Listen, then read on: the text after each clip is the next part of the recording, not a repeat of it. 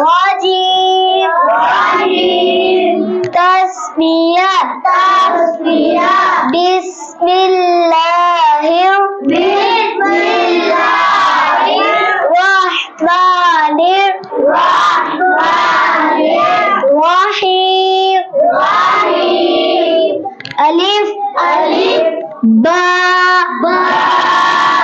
ता सा जीम शा खा दाल रा